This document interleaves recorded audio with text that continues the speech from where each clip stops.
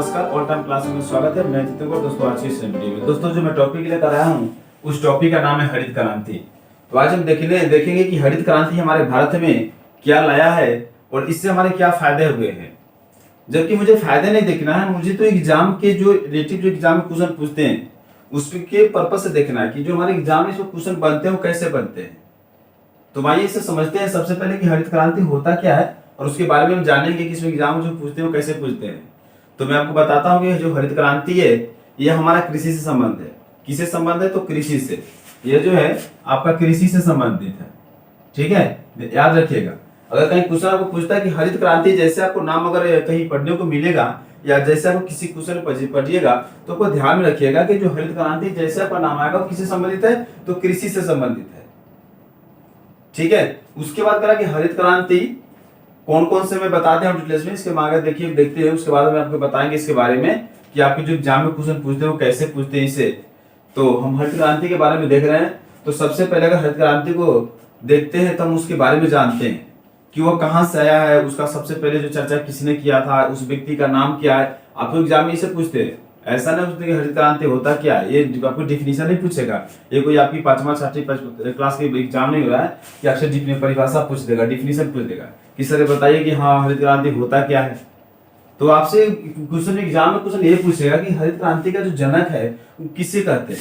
अगर विश्व में अगर पूछा जाता है, अगर आपको विश्व में पूछता है, अगर विश्व में पूछता है हरित क्रांति का जनक किसे कहते हैं, तो विश्व में अगर पूछता है तो याद रखिएगा नॉर्मन अर्नेस्ट बोरलॉन्ग को कहा जाता है। ठीक है, अगर विश्व में पूछता है हरित क्रांति का जनक तो याद रखिएगा नॉर्मन अर्नेस्ट बोरलॉन्ग को कहा जाता है विश्व में। अब ये कहिएगा कि नाम तो उल्टा है, उल्टा नाम नहीं है। इसको दो चार बार रिपीट करोगे, लिखोगे और मिटाओगे ना, नोट डाउन ब्लैक बोर्ड पे, अपने बोर्ड पे, व्हाइट बोर्ड पे, तो दो चार पढ़ो से लिखो और बोर्ड से मार्कर से मिटा दो तो उसका आपको याद हो जाएगा, रिपीट हो जाएगा। बार बार रिपीट करोगे ना, जितना बार आप लिखोगे ना उतना ही आपको ज्यादा प्रैक्टिस होगा और जितना प्रैक्टिस करोगे उतना ही आपको माइंड में सेट होगा। ये बात ये भूलोगे नहीं। तो विश्व में पूछता है तो नॉर्मन अर्नेस्ट बोरलॉन्ग को जो माना जाता है विश्व में हरित क्रांति का जनक। अगर इस व्यक्ति को देखते हैं कि इस व्यक्ति का जो जन्म कब हुआ था, तो कह रहा है इस व्यक्ति का जो जन्म है 25 मार्च 1914 को हुआ था। 25 मार्च 1914 को हुआ था। कहां पे हुआ था? तो अमेरिका में की हुआ था इसका जन्म। जब अमेरिका के व्यक्ति था तो यह अमेरिका में ही इसकी उत्पादन किया गया सबसे पहले। तो यहां से देखिए दो तीन क्वेश्चन आपसे निकलते हैं कि हरित क्रांति सबसे पहले कहां पे शुरुआत किया गया था। तो हरित क्रांति सबसे पहले कहां से शुरुआत किया गया था? तो अमेरिका में किया गया था। और किसने किया था? तो नॉर्मन अर्नेस्ट बोरलॉन्ग ने किया था, जिनका जन्म 25 मार्च 1914 को हुआ था। ठीक है, अब यहां देखिए अगर 1914 की बात कहे तो यहाँ पे एक और फेमस है 1914। जैसे आपके नाम अगर देखिए 1914 तो इससे आपको कुछ माइंड में बात आती होगी कि 1914 में एक ऐसा हुआ था इस वर्ल्ड में कि पूरे फेमस है। अब पूछो क्या हुआ था सर बता दो, तो जरूर बताऊंगा दोस्तों। मैंने कि जो 1914 से लेकर के 1918 में विश्व युद्ध छिड़ गया था।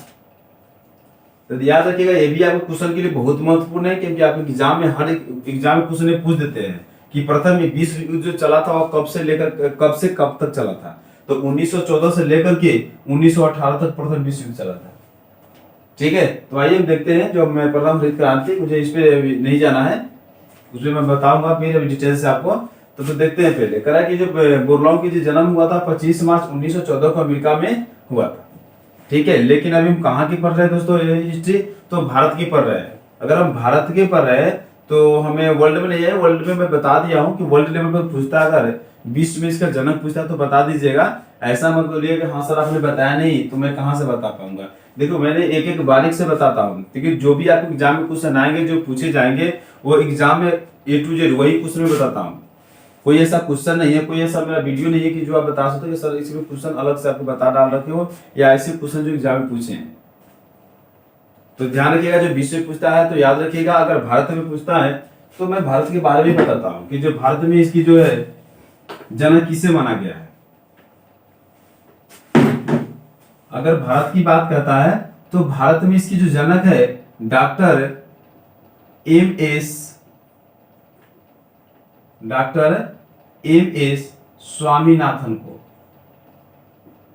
डॉक्टर एम एस स्वामीनाथन को भारत में हरित क्रांति का जनक माना जाता है।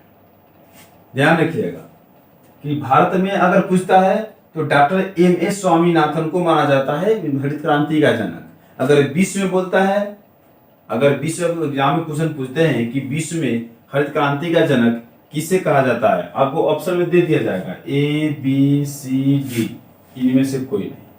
तो ध्यान रखिएगा, याद रखिएगा सारा के नाम किसके नाम है, तो याद रखिएगा नॉर्मन अर्नेस्ट जो बोरलॉन्ग है इनका जनक विश्व में कहा जाता है।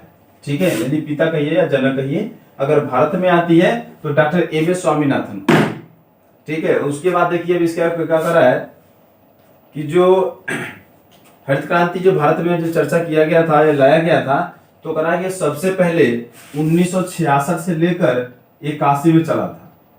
1966 से लेकर 81 में ये हरित क्रांति का जो शुरुआत हुआ था, ये 3 चरण में चला गया था। इसका जो क्या बोलते हैं इसे हम, जैसे कि जो इसका जो क्रांति छिड़ा था, सफलता मिला था, तो 3 बार में मिला था, 3 बार ये छिड़ गया था।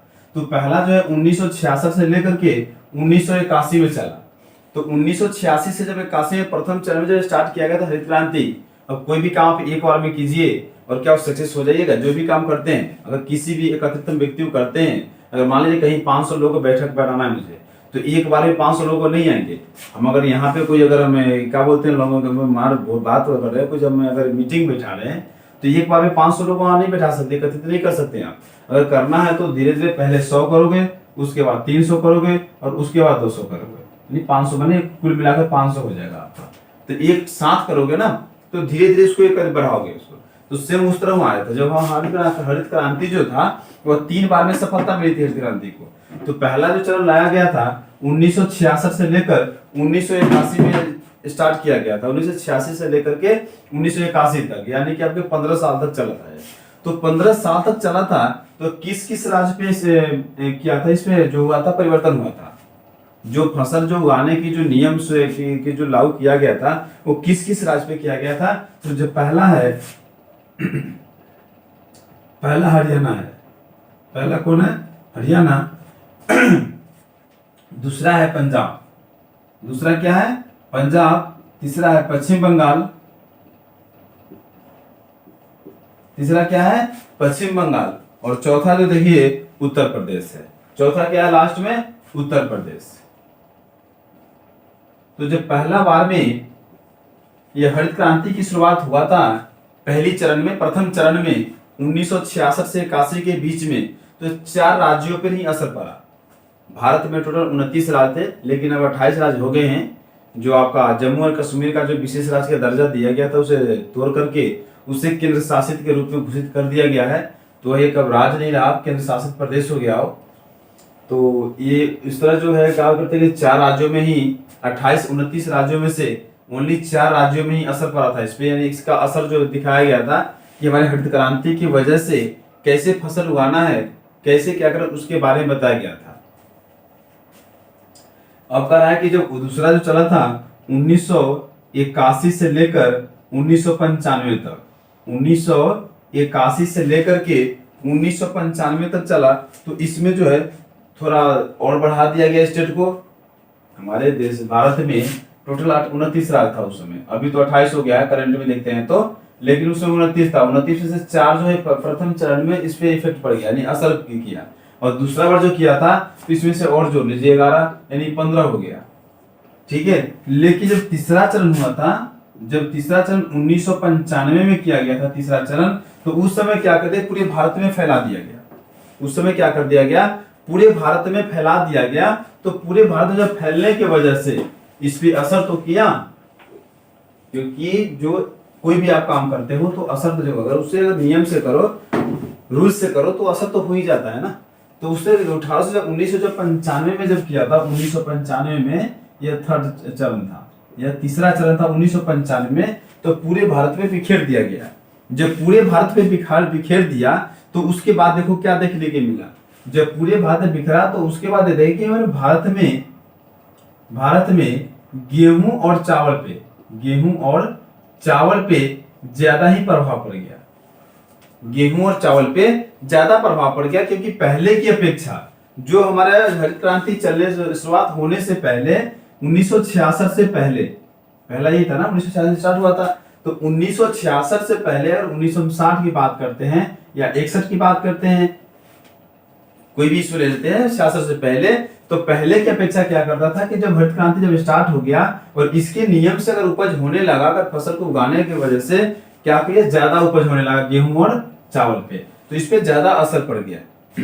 ठीक है, तो इसको देखते हुए हमारा केंद्र सरकार ने देखा, इसी को देखते हुए बोला कि हमारे केंद्र सरकार ने जब हरित क्रांति की वजह से जब भारत पे जब ये फसल पे कुछ असर पड़ रहा है, बहुत ज्यादा इफेक्ट हो गया, तो इसी को देखते हुए हमारे गवर्नमेंट ने क्या किया, भारत सरकार ने 28 जुलाई क्या कर दिया, गवर्नमेंट ने 28 जुलाई 2000 ईस्वी को यह एक नई नियम लेकर के प्रदर्शित किया, यानी लागू कर दिया, दूसरी नई नियम लेकर के।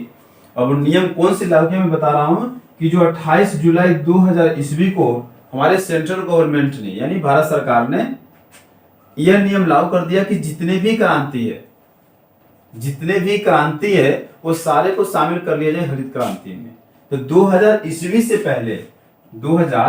से पहले जो हरित जो क्रांति था, जैसे कि श्वेत क्रांति हो गया, आपकी नीली क्रांति, ये सब दे दिया गया उन्होंने, श्वेत क्रांति हो गया, गोल क्रांति हो गया, नीली क्रांति हो गया, काली क्रांति, ये सब हमारे हरित क्रांति में शामिल नहीं था। लेकिन 28 जुलाई 2000 ईस्वी की जब गवर्नमेंट ने नया एक्ट लाया और उसमें यह कहा गया कि जितने भी सारे क्रांति है उस सारे क्रांति को हरित क्रांति में क्या करो, शामिल कर लिया जाए। उसको शामिल कर लिया गया। तो इसे बता दें कि आपकी जो हरित क्रांति है, अगर आपसे क्वेश्चन में आता है एग्जाम में, हरित क्रांति मैंने पहले बताया, जो हरित क्रांति है वो किससे संबंधित है, कृषि से संबंधित है। और कृषि में किस में आती है, कृषि खदान में आती है।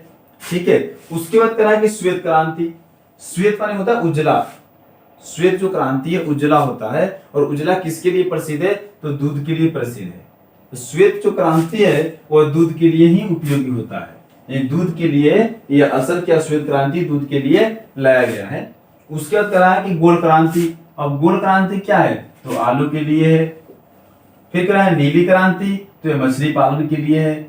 फिर करा काली क्रांति, तो ये पेट्रोल उत्पादन के लिए है। यानी भारत में पेट्रोल उत्पादन होता है, पहले के समय क्या होता था कि पेट्रोल हर जगह निकलता था, आज भी निकलता है, लेकिन उसे गवर्नमेंट ने हर जगह पे नहीं निकालने दिया, रोक लगा दिया कि हर जगह हम पेट्रोल नहीं निकाल सकते हैं। तो उस पर क्या करते, रोक लगा दिया गया, या जिसकी जमीन थी जहां से पेट्रोल निकलता था उसे क्या करता था गवर्नमेंट, उसे टैक्स पे ले लेता था कि हम तुम्हें इतना पैसे देंगे, ये जमीन छोड़ दो।